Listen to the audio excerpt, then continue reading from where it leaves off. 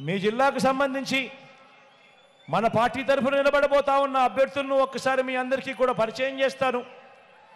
మీ అందరి చల్లని దీవెనలు, మీ అందరి చల్లని ఆశీస్సులు మన పార్టీ తరఫున నిలబడబోతా ఉన్న ఈ అభ్యర్థులపై ఉంచవలసిందిగా సవినీయంగా ప్రార్థిస్తా ఉన్నాను. ఇక్కడే ఎంపీ అభ్యర్థిగా మీతో నిలబడతా ఉన్నాడు యువకుడు, ఉత్సాహవంతుడు, మీ అందరికీ పరిచయస్తుడు, మంచివాడు.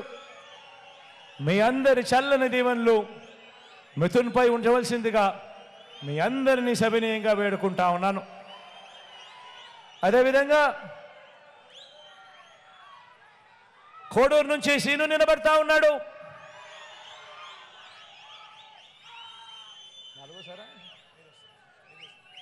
ఈసారి సీను 5వసారి ఎమ్మెల్యేగా తాను పోటీ చేస్తూ ఉన్నాడు. నిజంగా మంచివాడు కాబట్టి ఇలా తాను 5వసారి గెలవగలిగే పరిస్థితిలో తాను పోటీ చేస్తూ ఉన్నాడు. మీ అందరి చల్లని దీవెనలు, మీ అందరి చల్లని ఆశీస్సులు సీనుపై ఉంచవలసిందిగా కోరుతా ఉన్నా.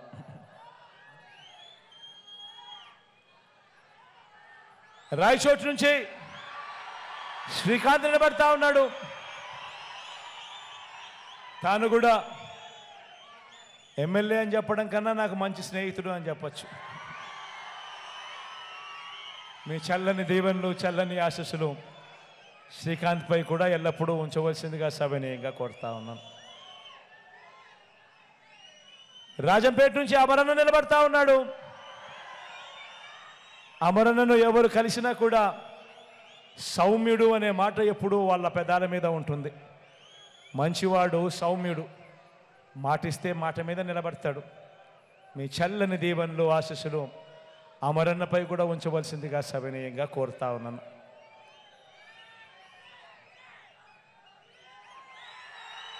తమ్మలపల్లె నియోజకవర్గం నుంచి ద్వారకన్న నిలబడతా ఉన్నాడు.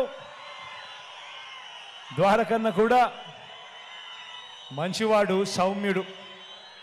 మీ చల్లని దీవెనలు, ఆశీస్సులు ద్వారకన్నపై కూడా ఉంచవలసిందిగా సవినీయంగా వేడుకుంటా ఉన్నాను. ఇక మదనపల్లి నుంచి మీ వాడు అతి సామాన్యుడు, కేవలం ఒక ఉద్యోగస్తుడు, మీలో ఒకడు, నిసార్ అహ్మద్ అన్న. మీ చల్లని దీవెనలు, ఆశీస్సులు నిసార్ అహ్మద్ అన్నపై కూడా ఉంచవలసిందిగా సవినీయంగా ప్రార్థిస్తా ఉన్నాను, కోరుతా ఉన్నాను.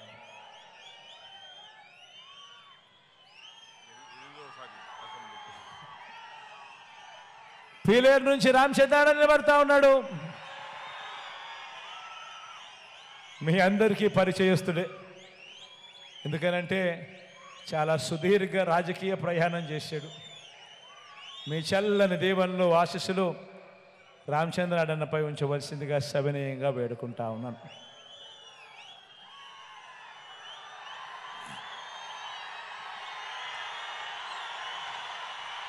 పుంగనూరు నుంచి రామచంద్రాడ నిలబడతా ఉన్నాడు.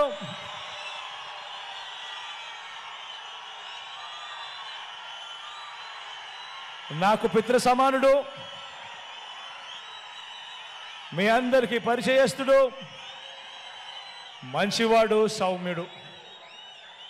మీ చల్లని దీవెనలు, ఆశీస్సులు రామచంద్రాడన్నపై కూడా ఉంచవలసిందిగా సవినీయంగా వేడుకుంటా ఉన్నాం. మన గుర్తు అందరికీ తెలిసే ఉంటుంది, కానీ ఇక్కడో అక్కడో ఎక్కడో ఎవరైనా మర్చిపోయి ఉంటే మాత్రం మన గుర్తు ఫ్యాను అని గుర్తుపెట్టుకోండి. చాలా కుట్రలు జరుగుతూ ఉన్నాయి, కుతంత్రాలు జరుగుతూ ఉన్నాయి అనేది కూడా గుర్తుపెట్టుకోండి. చాలా మోసాలు చేస్తూ ఉన్నారు, చాలా అబద్ధాలు చెప్తా ఉన్నారు అనేది కూడా గుర్తుపెట్టుకోండి. వీటి అన్నింటినీ కూడా అధిగమించి ఫ్యానును గుర్తుకు ఖచ్చితంగా 2 బటన్లు వేయాలి అన్నది ఖచ్చితంగా గుర్తుపెట్టుకోమని, ఫ్యాన్కు వేస్తేనే మన భవిష్యత్తు, మన తలరాతలు మన బాగుపడతాయి అన్నది ప్రతి ఒక్కరూ కూడా గుర్తెరగండి. మీ చల్లని దీవెనలు ఆశీస్సులకు మరొకసారి మీ అందరికీ హృదయపూర్వకంగా కృతజ్ఞత తెలుపుకుంటూ సెలవు తీసుకుంటా ఉన్నాను.